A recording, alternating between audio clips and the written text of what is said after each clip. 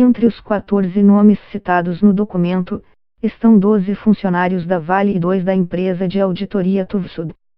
A lista é encabeçada por Fábio Schwartzman, que era presidente da mineradora quando ocorreu a tragédia. O relatório da CPI também recomenda que Vale e Tuvsud sejam indiciadas por crimes ambientais.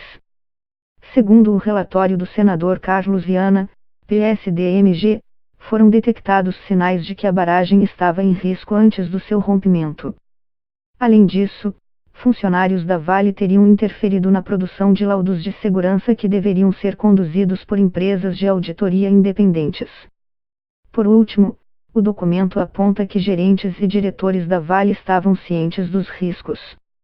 Em 25 de janeiro deste ano, a barragem principal da mina Córrego do Feijão, da Vale, se rompeu, liberando 11,7 milhões de toneladas de rejeito de minério de ferro. A lama atingiu prédios administrativos da mineradora, o refeitório, era hora de almoço, um hotel e parte da zona rural de Brumadinho. Ouviu testemunhas, analisou provas compartilhadas pelo Ministério Público Federal e pelo Ministério Público de Minas Gerais, considerou o inquérito policial conduzido pela Polícia Federal e apreciou elementos encontrados em operações de busca e apreensão.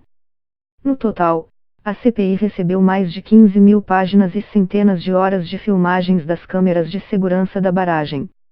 Até o momento, 246 vítimas foram identificadas e outras 24 continuam desaparecidas. A operação de buscas ainda está em curso. A maior parte era funcionário da Vale próprios ou terceirizados. Por nota, a Vale disse que respeitosamente discorda da sugestão de indiciamento de funcionários e executivos da companhia. A Vale considera fundamental que haja uma conclusão pericial, técnica e científica sobre as causas do rompimento da barragem B1, a barragem principal, que se rompeu, antes que sejam apontadas responsabilidades, continua. A Tuvsud disse que não comentará o relatório, em respeito às investigações em curso. Falou também que continua oferecendo sua total cooperação às autoridades e instituições envolvidas na apuração dos fatos. Primeiro, diz o texto, houve deficiências tanto na construção como no alteamento, ou seja, ampliação, da barragem, especialmente em relação ao sistema de drenagem. Em junho de 2018, quando ocorreu a revisão periódica da barragem, nem a Vale nem a auditoria contratada encontraram a documentação das obras dos 10 alteamentos, todos a montante, ocorridos desde a construção da barragem, em 1976.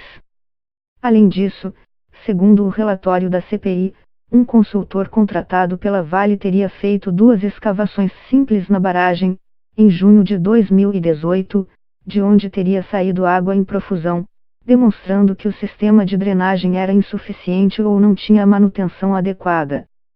A segunda conclusão é que, no ano que antecedeu ao rompimento, teriam sido detectados sinais de que havia riscos à estabilidade da barragem. Uma delas teria ocorrido em junho de 2018, quando foi instalado um dreno horizontal profundo, gerando um grave evento de fraturamento hidráulico. No rompimento da barragem, as imagens de vídeo mostram um forte fluxo de água surgindo do mesmo ponto onde ocorreu o fraturamento hidráulico, diz o resumo do relatório apresentado na CPI. A terceira conclusão do relatório é que profissionais da Vale interferiram na produção e revisão de laudos de segurança feitos por empresas de auditorias, que deveriam ser independentes. Uma troca de e-mails demonstraria, por exemplo, que uma funcionária da Vale tinha acesso aos relatórios e alterava seu conteúdo, antes que fossem formalmente apresentados à Vale e à Agência Nacional de Mineração. Por último, o relatório conclui que pessoas que ocupavam altos cargos na Vale estavam cientes dos riscos na barragem de Brumadinho e das medidas que seriam necessárias para aumentar sua segurança. Uma das provas seria uma troca de e-mails entre gerentes e diretores da Vale, em que a mensagem inicial destaca a necessidade de haver mais investigação e monitoramento da barragem, além de apontar medidas complementares para reduzir o risco atual. Na sessão da CPI no Senado, houve divergência a respeito do enquadramento dos crimes como doloso ou culposo. Doloso é o termo usado quando houve intenção de cometer o crime. Já no crime culposo não houve intenção, mas sim negligência, imperícia ou imprudência. As penas são maiores no caso de crimes dolosos. O relatório inicial, relatado pelo senador Carlos Viana, PSD-MG, recomendava o indiciamento das 14 pessoas físicas por homicídio culposo, lesão corporal culposa, destruição da flora e poluição. Porém, o senador Jorge Cajuru, PSB Goiás, deu um voto em separado em favor da alteração de culposo para dolo eventual, uma categoria específica do doloso, usada quando se assume o risco de cometer o crime. No dolo eventual, o agente aceita e não age para impedir o resultado. No presente caso, restou comprovado que não só os agentes sabiam do risco e não agiram para impedir o resultado, como houve conduta comissiva de alguns deles e tudo isso levou à ocorrência do resultado, declarou Cajuru. A ideia de Cajuru recebeu apoio da maioria dos senadores presentes. Eu me inclino ao dolo eventual. Diante do risco que havia, por que não, no mínimo, retirar o refeitório a jusante da barragem, por precaução? Isso não garantiria que o acidente não ocorresse, mas garantiria que não houve perda de vida, defendeu o senador Jacques Wagner, PTBA. O relator Carlos Viana rebateu os argumentos em prol da mudança de culposo para doloso, dizendo que não há, no momento, prova técnica que mostre que os envolvidos tinham conhecimento e disseram que não iriam tomar providência, o que configuraria o dolo.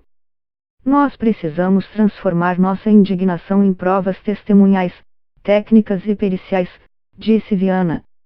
Não temos, nas 15.000 páginas, analisadas pela CPI, uma mensagem sequer que nos traga tecnicamente uma prova que diga que eles de fato assumiram esse risco com a consciência de risco iminente.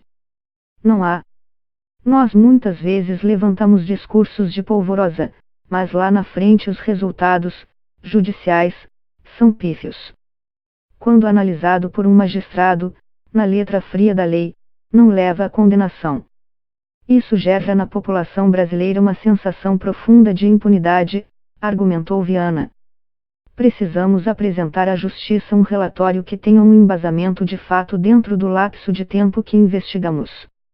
Isso significa que, lá na frente, os acusados não poderão ser indiciados por homicídio doloso. Não, porque a Polícia Federal, a Polícia Civil, o Ministério Público continuam fazendo investigações e podem aparecer novas provas, concluiu. O ponto principal é o fortalecimento da Agência Nacional de Mineração. Segundo o documento, o Tribunal de Contas da União já havia apontado que a agência tem limitações financeiras, quadro técnico deficitário, insuficiente capacitação do corpo técnico e altíssima exposição à fraude e corrupção. Para mudar esse cenário, a CPI do Senado recomenda, entre outros, que seja estabelecida uma rotina de fiscalizações das barragens in loco, que seja obrigatório ter instrumentos de medição automáticos e um sistema informatizado com a emissão de alertas automáticos. Além disso, o relatório apresenta projetos de lei para aumentar a segurança de barragens, alterar a tributação da mineração e modificar leis a respeito de crimes ambientais. Com relação à segurança de barragens, o projeto proposto proíbe a criação de novas barragens de rejeitos de mineração industriais e determina que as que já existem sejam desativadas em um prazo máximo de 10 anos.